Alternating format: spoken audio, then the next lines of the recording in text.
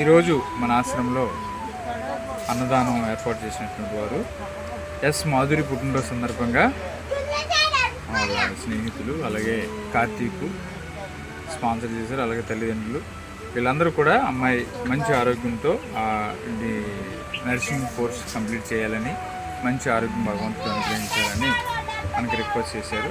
అలాగే మనం భగవంతుడు ప్రార్థన చేసుకుంటూ భోజన కార్యక్రమానికి స్పాన్సర్గా ఇచ్చినందుకు వారందరికీ ధన్యవాదాలు తెలియజేసుకుంటూ మాధురి ఇలాంటి పుట్టినరోజులు ఎన్నో జరుపుకోవాలని మనసారా కోరుకుంటూ పుట్టినరోజు కార్యక్రమం సందర్భంగా కేక్ కటింగ్ కార్యక్రమాన్ని కూడా మనం ప్రారంభిస్తాం.